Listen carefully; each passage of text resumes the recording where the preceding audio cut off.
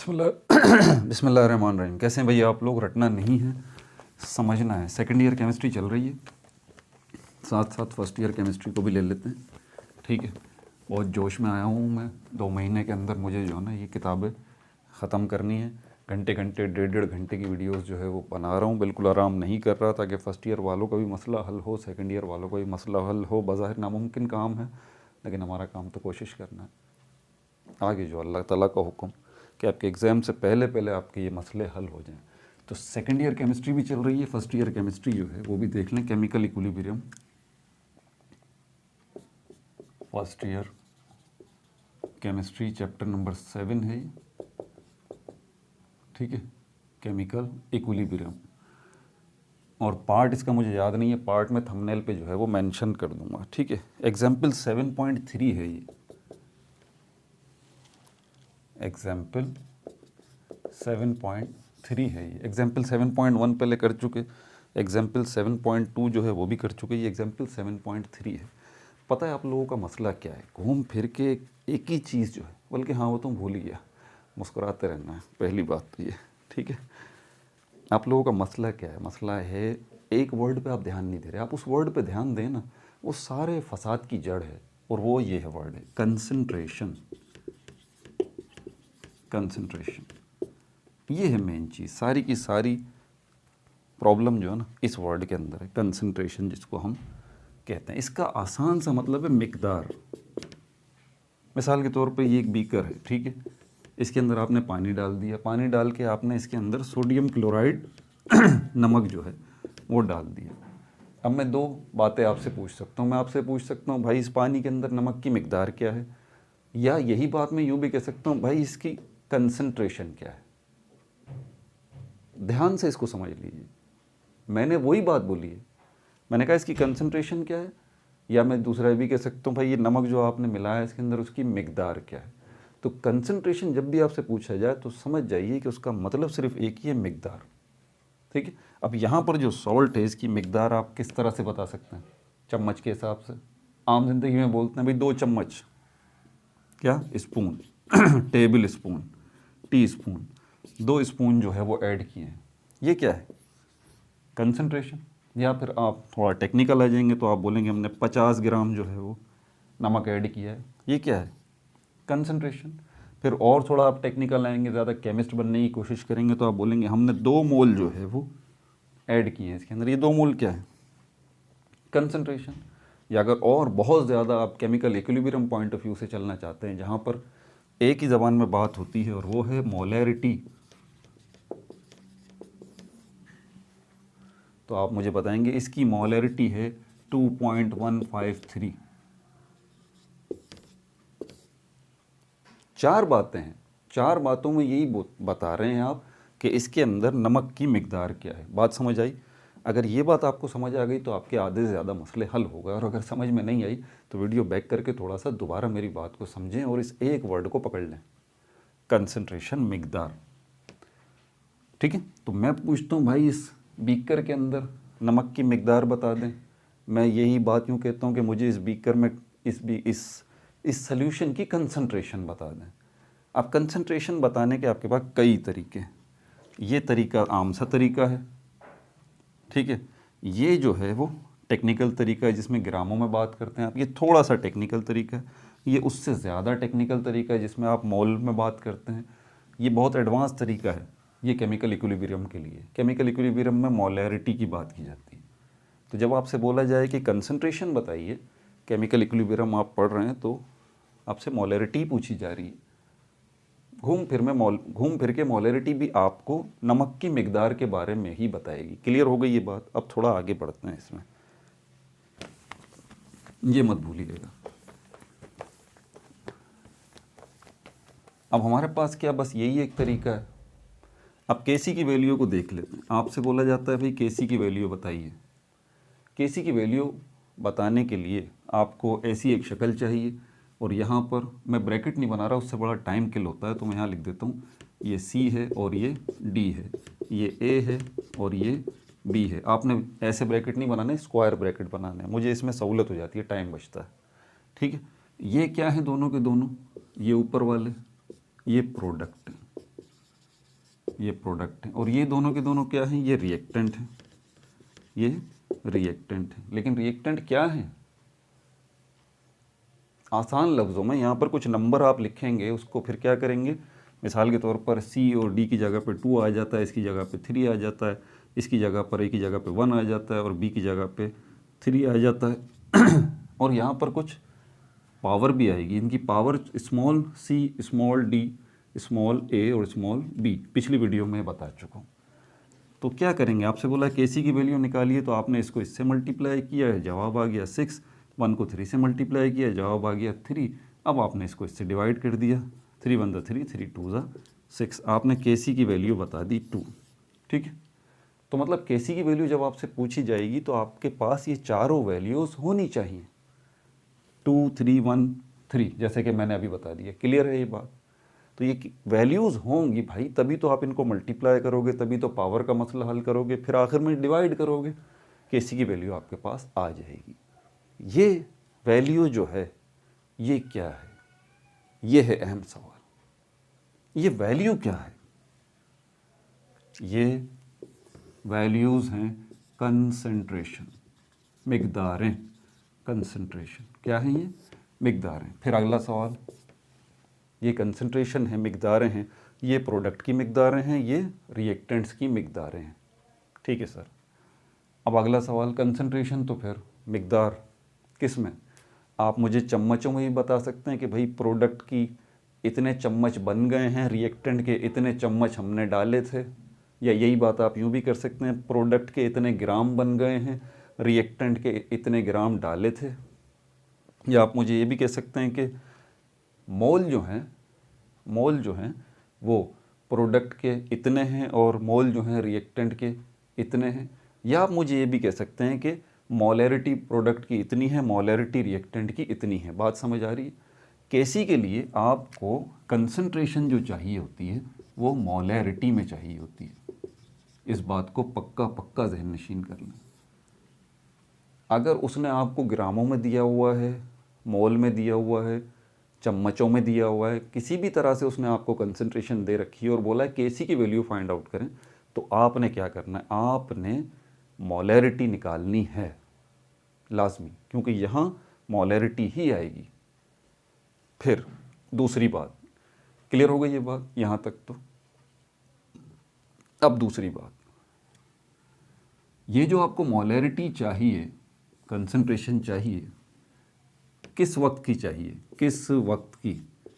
जी, इसमें वक्त की बात होती है इक्विलिब्रियम में। किस वक्त की चाहिए, इसको ज़रा ध्यान से रखिए।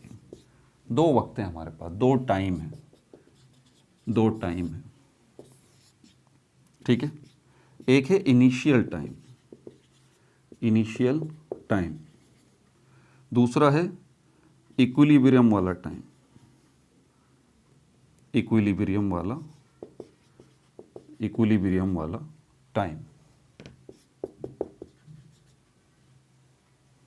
तो ये दो टाइम है हमारे पास, एक इनिशियल टाइम है और एक इक्विलिब्रियम टाइम है। ठीक है, इनिशियल टाइम कौन सा होता है? ये स्टार्ट वाला होता है, जिसमें रिएक्टेंट अभी आपने रखे हैं, जैसे इस बीकर के अंदर ये रिएक्टेंट कौन कौन से हैं, ए और बी को अभी आपने रखा है, बस ये अभी रिएक्शन शुरू करेंगे। प्रोडक्ट जो है CD वो कब बनेगी? वो तो जब बनेगी ना भाई, जब ये आपस में रिएक्शन शुरू करेंगे। यही बात है ना, ये जब आपस में रिएक्शन शुरू करेंगे तभी तो प्रोडक्ट बनेगी C और D। जब तक ये शुरू ही नहीं करेंगे तो ये कहाँ से बनेगी? एक बात तो इस वक्त इक्विलिब्रियम पे इनिशियल टाइम पे, जबकि अभी रिएक्शन शुरू होने वाला है, इस वक्त प्रोडक्ट की कोई पोजीशन नहीं है, प्रोडक्ट खाली है। हाँ, अब जब रिएक्शन शुरू होगा, ए और बी आपस में रिएक्ट करते रहेंगे, तो फिर फाइनली क्या होगा? जैसे जैसे देखिए, ये सारा गेम टाइम का है, जैसे जैसे रिएक्शन चलता रहेगा, प्रोडक्ट CD बनती रहेगी। ठीक है, अब इस वाले को देख लें, इक्विलिब्रियम। फिर आगे क्या होगा? फिर आपको पता है ये रिवर्सिबल रिएक्शन है, तो ए और बी रिएक्ट करते करते सी और डी प्रोडक्ट बनाएंगी, सी और डी फिर दोबारा रिवर्स मारेंगी और दोबारा फिर ए और बी आएगा, फिर ए और बी दोबारा सी डी पे जाएगा, फिर सी और डी दोबारा ए बी पे आएगा। ये सिस्टम चलता रहेगा चलता रहेगा। और थोड़े टाइम बाद एक टाइम ऐसा आएगा जब मामला बराबरी का हो जाएगा, जब मामला बराबरी का हो जाएगा कि जितना रेट रिएक्टेंट का प्रोडक्ट में कन्वर्ट हो रहा है उतना ही रेट प्रोडक्ट का रिएक्टेंट में कन्वर्ट हो रहा है। ये rate forward rate of reaction and reverse rate of reaction ये इक्वल हो जाएगा, बराबर हो जाएगा। उस वक्त की हालत को आप केमिकल इक्विलिब्रियम कहते हैं। उस वक्त की हालत को आप कहते हैं कि ये इक्विलिब्रियम टाइम आ गया है।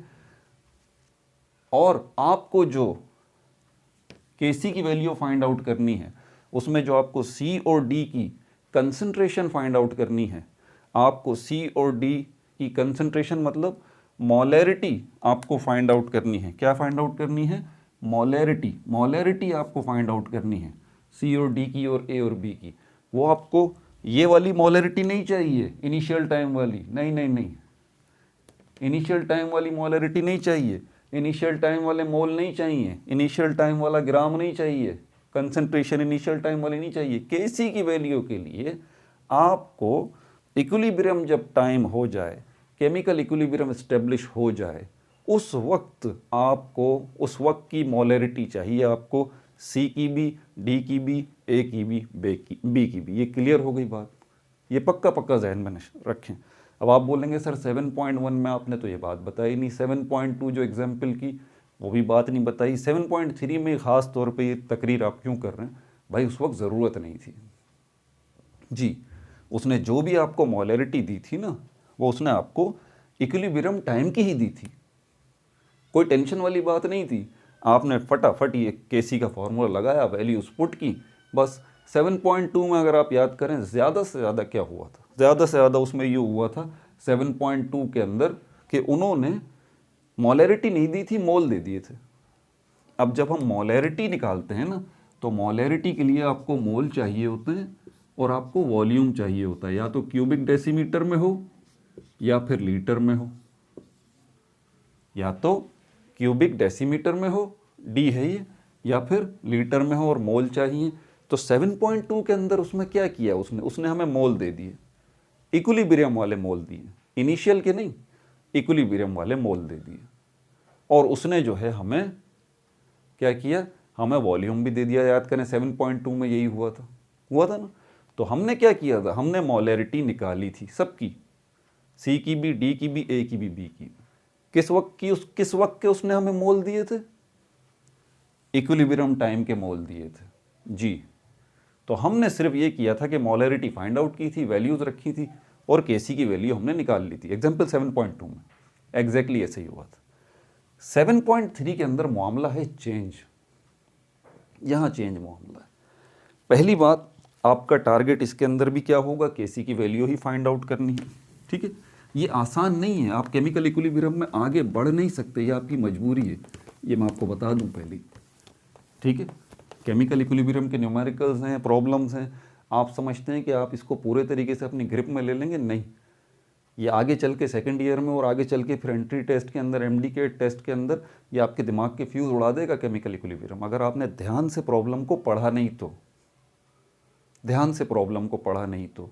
और सबसे पहले प्रॉब्लम पढ़ते हुए आपने ये देखना है कि जो वो वैल्यूज़ आपको दे रहा है, आया वो वैल्यूज़ इक्विलिब्रियम स्टेट की हैं या इनिशियल स्टेट की हैं जी। ज़रा ध्यान से देखिएगा, जैसे कि 7.3 के अंदर हुआ है, 7.3 के अंदर उसने हमें इनिशियल वैल्यूज़ दी है, इक्विलिब्रियम वाली वैल्यूज़ उसने हमें सिर्फ एक ही दी है, इक्विलिब्रियम वाली वैल्यू उसने हमें सिर्फ एक ही दी है। अब इसको Kc की वैल्यू फाइंड आउट करने का, इसमें आपको C भी चाहिए, इसमें आपको D भी चाहिए। यहाँ पर छोटा c मतलब पावर आ जाएगी, यहाँ छोटा d मतलब इसकी भी पावर आ जाएगी, यहाँ a के ऊपर छोटा a इसकी भी पावर आ जाएगी, b के ऊपर छोटा b इसकी भी पावर आ जाएगी। C की भी मोलैरिटी इक्विलिब्रियम वाली, D की भी मोलैरिटी इक्विलिब्रियम वाली, A की भी मोलैरिटी इक्विलिब्रियम वाली, B की भी मोलैरिटी इक्विलिब्रियम वाली। अब एक चीज़ का ज़रा ध्यान रखिएगा, ज़्यादातर मोस्ट ऑफ द केसेस के अंदर आपको वो वॉल्यूम जो है वो 1 क्यूबिक डेसीमीटर देता है, 1 क्यूबिक डेसीमीटर या 1 लीटर।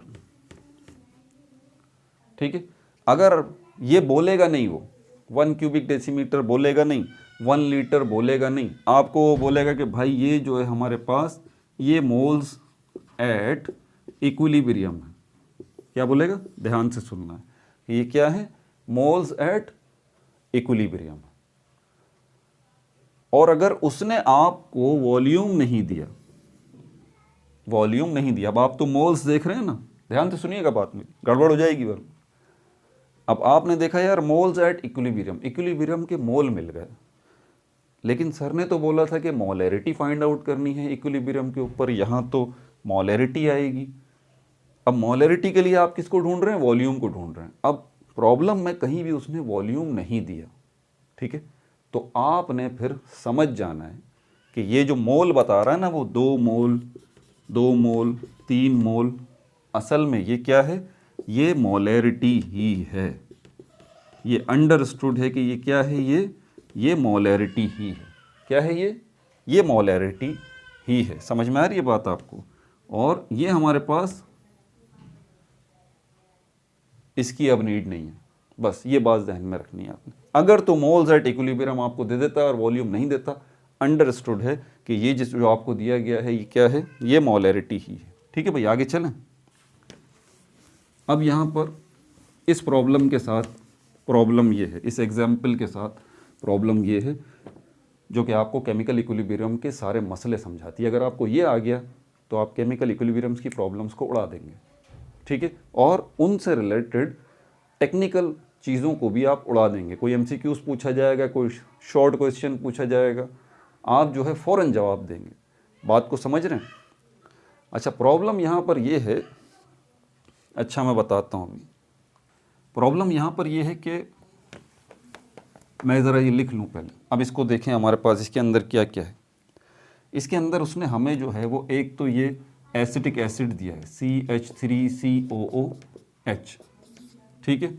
उसके बाद फिर इसने जो है वो हमारे पास इथाइल अल्कोहल दिया है C2H5OH, ये इसने हमें दिया है। तीसरी चीज़ इसने हमें इथाइल एसीटेट दिया है CH3COO,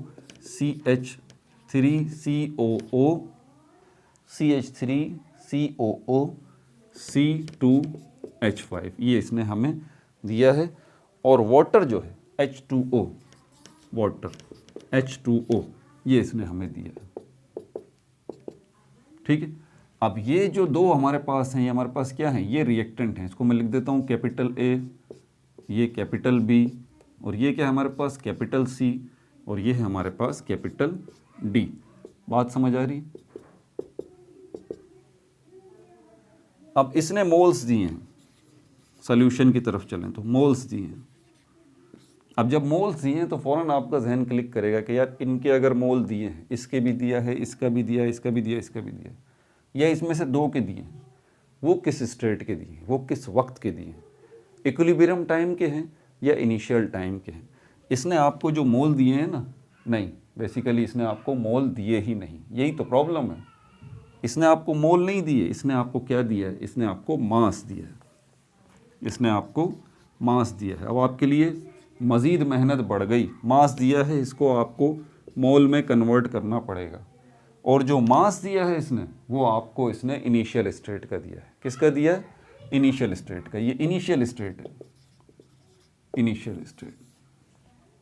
लेकिन एक चीज़ इसने इक्विलिब्रियम स्टेट की भी दी है, वो भी मैं आपको बताता हूँ। पहले धीरे धीरे आगे चलते हैं। तो इनिशियल स्टेट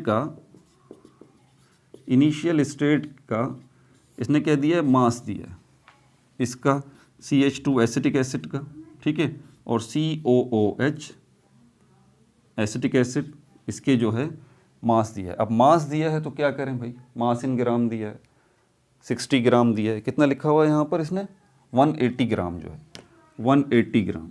मोलरिटी इसकी निकालनी है, इसका मोलर मास ले लीजिए। कितना इसका मोलर मास है, 60। इसको इससे डिवाइड करेंगे तो आपके पास मोल्स आ जाएंगे, 3 मोल्स। ठीक है भाई, ये कौन से मोल्स हैं? इनिशियल वाले, इनिशियल वाले। ठीक है भाई, दूसरा हमारे पास क्या है?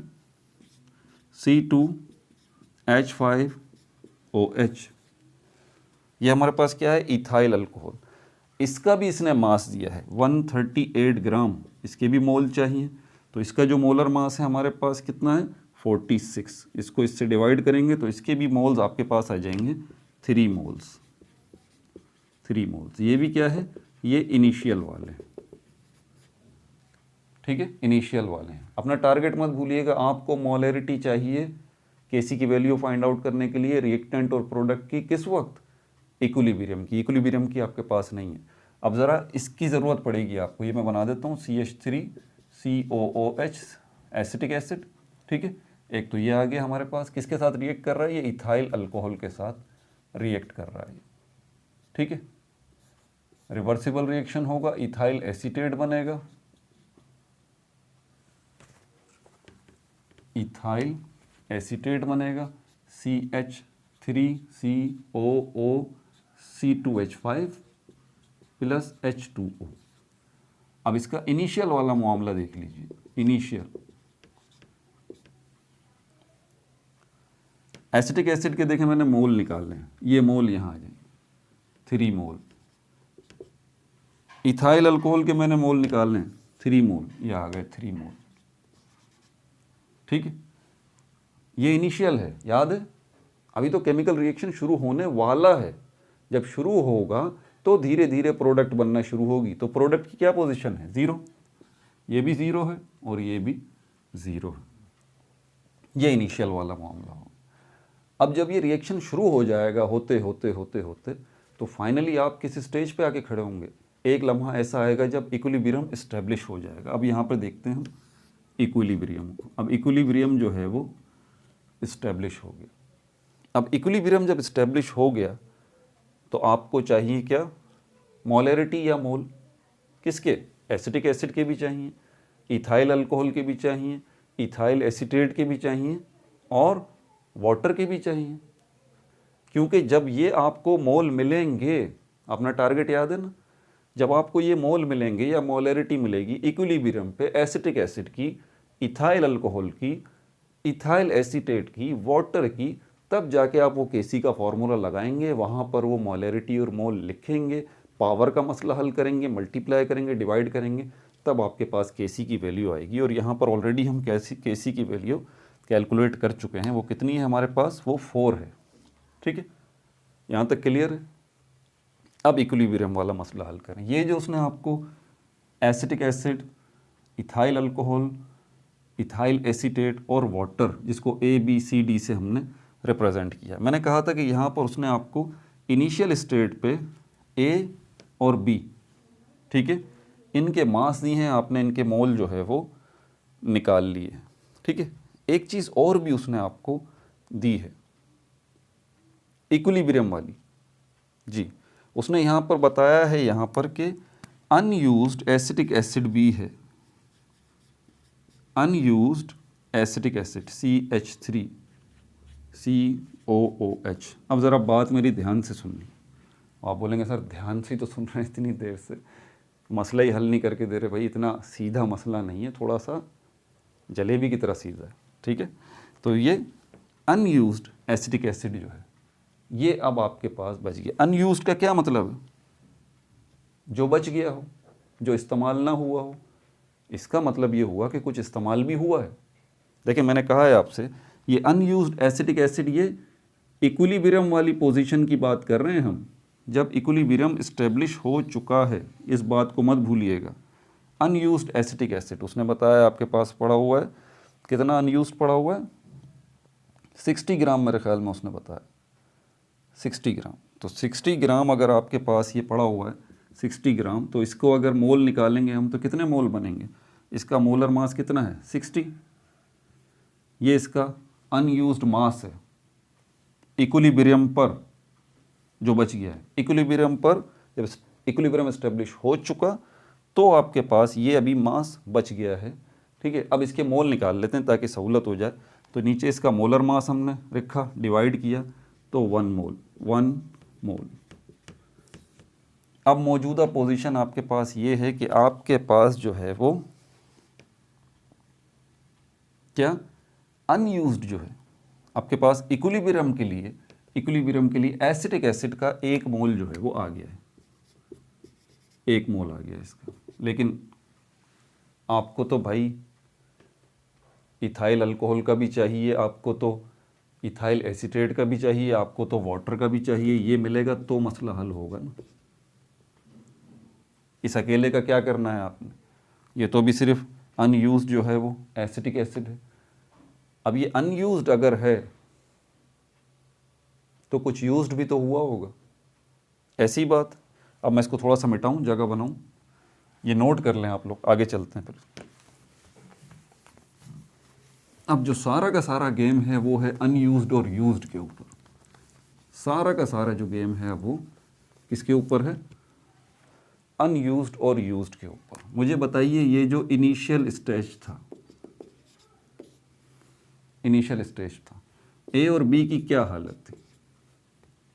ये मोल थे 3 और 3 मोल, इसके बी के भी 3 मोल, ठीक है, ये हो गया। केमिकल रिएक्शन तो अभी शुरू ही नहीं हुआ ना। अब जब इक्विलिब्रियम एस्टेब्लिश होगा, तो इक्विलिब्रियम एस्टेब्लिश होगा तो ये वो कौन सी स्टेट है, ये वो स्टेट है जिसके अंदर रिएक्टेंट कन्वर्ट हो चुके प्रोडक्ट में, प्रोडक्ट कन्वर्ट हो चुका रिएक्टेंट में। यानी कि at the same time equilibrium state के ऊपर आपको रिएक्टेंट भी मिलेंगे, आपको प्रोडक्ट भी मिलेंगे, आपको रिएक्टेंट के मोल भी मिलेंगे, आपको प्रोडक्ट के मोल भी मिलेंगे। कब, जब इक्विलिब्रियम एस्टेब्लिश हो चुका होगा। तो एक तो ये बात, दूसरी बात ये कि यहाँ पर अगर हम देख रहे हैं इनिशियल पे 3 मोल हैं, ए के बी के भी 3 मोल हैं। जब प्रोसेस आगे बढ़ेगा तो भाई इनमें से ही कुछ खर्च होगा ना। लेकिन बात को ज़रा समझिएगा, इनिशियल के अंदर प्रोडक्ट नहीं बने ना, तो इसमें से कुछ खर्च भी नहीं हुआ। प्रोडक्ट कहाँ से आएगा, दुकान से थोड़ी ना आएगा भाई। ये जो आपके रिएक्टेंट हैं यही खर्च हो के, यही कम हो के क्या बनाएंगे, प्रोडक्ट बनाएंगे। तो अभी तो इन्होंने रिएक्शन शुरू ही नहीं हुआ, ये तो खर्च ही नहीं हुए, तो प्रोडक्ट बनी भी नहीं। अब इक्विलिब्रियम के ऊपर यकीनन इनकी ये हालत नहीं होगी, इनकी ये हालत नहीं होगी ए और बी की। एग्जैक्टली ए में से भी कुछ खर्च हो चुका है, ठीक है, और बी में से भी कुछ खर्च हो चुका है, तभी तो प्रोडक्ट बनी है ना, तभी तो प्रोडक्ट बनी है। तो यहाँ पर जो खर्च किया है इसको हम कहेंगे यूज्ड, और जो खर्च नहीं किया उसको हम कहेंगे अनयूज्ड। अगर मैं आपसे टोटल पूछता हूं कि भाई टोटल बता दीजिए, टोटल जो है वो टोटल रिएक्टेंट ए जो है, टोटल ए का टोटल बता दें, तो ए का टोटल आप बताएंगे कि भाई जो यूज्ड हो चुका, ठीक है, और जो अनयूज्ड बच गया है आप इसको जमा कर दें। ये पता है ना मैं टोटल ए, ये रहा कितना है, ये रहा 3, ऐसा ही है, ये टोटल है। अब इसमें से कुछ खर्च होगा और कुछ बचेगा, कुछ यूज्ड होगा, कुछ बच जाएगा। इसमें जो बच जाएगा उसने हमें बता दिया कि भाई 1 मोल बच गया है, 1 मोल बच गया है, 1 मोल बच गया। तो खर्च कितना हुआ है देखें। अब कॉमन सेंस की बात है कि यार 3 मोल थे, अभी रिएक्शन शुरू ही नहीं हुआ इनिशियल पे, तो ये पूरे के पूरे 3 मोल हैं, ये टोटल है। अब इसमें से कुछ खर्च होगा, ठीक है, तो ये खर्च होगा, उसने बता दिया कि भाई अभी जो इक्विलिब्रियम पे आपके पास ये पोजीशन जो पड़ी है वो अनयूज्ड की, वो 1 मोल है, अनयूज्ड की 1 मोल है। तो यूज्ड कितना हुआ होगा, सोचें, 2 मोल। ऐसी बात है ना, तभी तो टोटल आपके पास ये बनेगा। ये हमारे पास यूज्ड हो चुका, ये हमारे पास अनयूज्ड बच चुका। अब ये जो यूज्ड है ए हुआ है, ये प्रोडक्ट बना होगा एग्जैक्टली। ऐसी बात है ना, ये ए का जो यूज्ड हुआ है ये हो चुका है, तो ये यूज्ड होके कहाँ गया भाई, इसने प्रोडक्ट बना दी। तो एग्जैक्टली ये जो यूज्ड हो चुका ए का, ये वहाँ पे जाके क्या बना होगा, ये प्रोडक्ट बन गया होगा 2, और ये भी 2। आप बोल रहे होंगे ये 2 बन गया, ये भी, दोनों कैसे 2 बन गए सर? ये 2 क्या है? ये वही है जो यहाँ से खर्च हुआ है ए का, और जितना ए का यूज्ड हुआ है, जितना ए का यूज्ड हुआ है वही जाके प्रोडक्ट बना है। ठीक है, अच्छा ये तो अनयूज्ड है। अब बी की ज़रा पोजीशन देखें, बी की पोजीशन देखें। टोटल अगर निकालें हम बी का, तो बी का हमें अनयूज्ड नहीं पता। हाँ, बी का हमें टोटल पता है कि बी का शुरू में इतना था भाई, 3 मोल था बी का। ठीक है, अब इसका भी यकीनन कुछ यूज्ड होगा और कुछ अनयूज्ड होगा, ऐसी बात है ना। इक्विलिब्रियम स्टेट पे जानना चाह रहे हैं हम, इक्विलिब्रियम स्टेट के ऊपर ये बी कुछ ना कुछ यूज हुआ है, और जो कुछ ना कुछ ये यूज हुआ है ना, कुछ ना कुछ ये जो यूज हुआ है वो ही जाके उसने प्रोडक्ट को बनाया होगा। तो यहाँ पर कितना यूज्ड हुआ है, ये अनयूज्ड, यूज्ड, सेम सिचुएशन है दोनों की, सेम सिचुएशन है। यहाँ पर भी 2 मोल जो हैं वो यूज्ड हुए हैं और 1 मोल जो है इसका अनयूज्ड बचा हुआ है। सेम पोजीशन है, क्योंकि शुरुआती मोल जो हैं वो सेम है, तो आगे चल के भी पोजीशन इसकी सेम ही रहेगी। अब यहाँ पर ये देखें अनयूज्ड,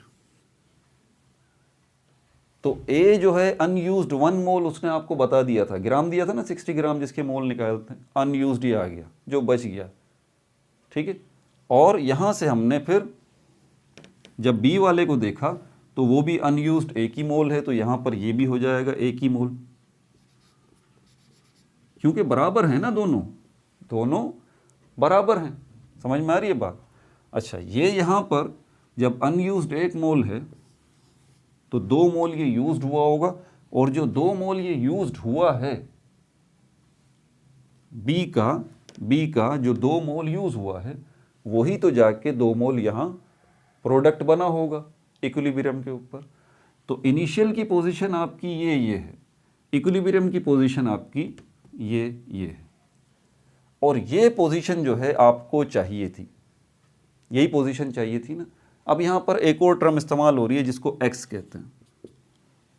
आपके सोल्यूशन में जिस तरह दिया हुआ है ना, उसमें दिया हुआ है भाई कि क्या किया इसके अंदर, उन्होंने बताया कि 3 में से माइनस कर दें एक्स को। एक्स क्या है आपके पास, 3 में से माइनस कर दें एक्स को। एक्स क्या है आपके पास, यही 1 जो अनयूज्ड बच गया है, टोटल में से माइनस कर दें तो 2 आ जाएंगे। तो भाई ये जो 3 में से जितना, अब इस डिटेल में मैं जाना नहीं चाहता, ठीक है, क्योंकि मेरा मकसद आपको कॉन्सेप्ट देना है। एक्स जो है ये अगर आप थोड़ा सा गौर करें, ये चले ये भी आपको बता देता हूँ ताकि आपके बिल्कुल जो है ना एग्जैक्ट मसला हल हो जाए। ये 3 माइनस एक्स जो है वो 1 के बराबर कर रहा है। ये एक्स क्या है यहाँ पर, 3 तो हमारे पास ये हो गया,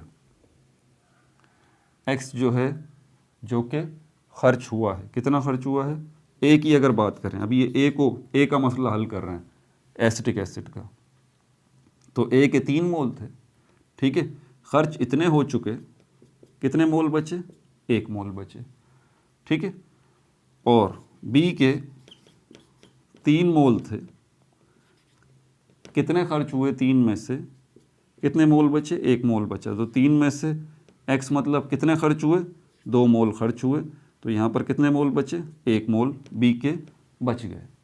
अब जो खर्च हुए हैं ए के यानी कि 2, वही असल में प्रोडक्ट है, और जो खर्च हुआ है बी का यानी कि 2, वही असल में प्रोडक्ट है बी का, उसका, ठीक है भाई, ये आ गया। तो ये जो x जो है ये क्या आ रहा है आपके पास, ये 2 आ रहा है, तो यहाँ पर x इज इक्वल टू आप 2 कर लें, ठीक है, और x इज इक्वल टू आप 2 कर लें, एक ही बात है। और अब जो यहाँ पर x आया है वही यहाँ पर जो है वो x आएगा, x और x की वैल्यू हमारे पास 2 आई है। लेकिन मैं ये नहीं कहता मैं आपको 100% ये कॉन्सेप्ट दे दूंगा, ठीक है, ये आसान नहीं है, मुझे अंदाज़ा है इस चीज़ का, लेकिन आपको खुद मेहनत करनी पड़ेगी। केमिस्ट्री के अंदर कुछ कॉन्सेप्ट्स ऐसे होते हैं जिसमें हमें खुद मेहनत करनी पड़ती है, जान मारनी पड़ती है, बार बार सुनना पड़ता है, तब जाके वो हमारे जहन में बैठते हैं। आप रट्टे वाले तो है ही नहीं ना, तभी तो आप मेरे चैनल पे हैं भाई। अगर आप रट्टे मारने वाले होते तो कॉलेज और कोचिंग वगैरह में अपना दिमाग खपा रहे होते, रट्टे मार रहे होते, और अभी तो करके आप आगे भी निकल चुके होते, और आगे फिर एमडी कैट पास करने के ख्वाब ही आपके दिलों में होते कि भाई ख्वाब ही बनता फिर आपका वो। रट्टे वालों के लिए थोड़ी ना कोई जगह है, क्रैमिंग के लिए थोड़ी कोई जगह है, ठीक है। ये जो समझ रहे हैं उनके लिए जगह है। बहरहाल, तो नहीं समझ में आ रहा, वीडियो को बैक करें, थोड़ा स्लो करके ध्यान से मेरी बात सुने, लेक्चर को नोट करें, और आपको ये यूज्ड और अनयूज्ड का सारा कॉन्सेप्ट समझ में आ जाएगा। आपको अपना एफर्ट डालना पड़ेगा, मैं अपना एफर्ट डाल चुका, ठीक है। अब चलते हैं केसी की वैल्यू की तरफ दोबारा। केसी बोल रहा है कि यहाँ पर आपके पास जो है भाई क्या होना चाहिए, सी की कंसंट्रेशन होनी चाहिए, डी की कंसंट्रेशन होनी चाहिए, ए की होनी चाहिए, बी की होनी चाहिए, ठीक है। ये रिएक्टेंट हो गए और ये प्रोडक्ट हो गए, लेकिन कौन सी वाली, इक्विलिब्रियम वाली। ये रही इक्विलिब्रियम वाली। Acetic acid 1, acetic acid reactant है तो इसकी जगह पर क्या आ जाएगा 1। पावर इनकी कोई भी नहीं है, कोई कोफिशिएंट नहीं है 1 2 3 जो हमें ऊपर पावर की शक्ल में देना पड़े, ठीक है। और उसके बाद बी जो है इसकी हमारे पास मोलैरिटी या मोल इक्विलिब्रियम पे 1, ये 1 आ गया, ठीक है। सी जो है इसकी हमारे पास प्रोडक्ट है हमारा इथाइल एसीटेट, ये रहा 2 मोल, तो इसकी जगह पर ये आ गया 2 सी की जगह पे, और डी की जगह पे क्या आएगा, ये हमारा चौथा वाला 2, और ये 2 आ गया। इसको इससे मल्टीप्लाई करेंगे 2 2 ज़ा 4, नीचे तो 1 है, तो इस तरह से जाके आपकी केसी की वैल्यू जो है वो 4 आ जाएगी, ठीक है भाई। पार्ट में बाद में लिख दूंगा। अगले पार्ट के अंदर हम रिलेशनशिप के बारे में बात करेंगे सारी इसकी, और इसकी एग्जाम्पल को भी देखेंगे। 7.4 सेल्फ असेसमेंट जो है उसको भी देख लेंगे, ठीक है भाई। अपना बहुत ज़्यादा ख्याल रखिएगा। No like no subscribe, only share.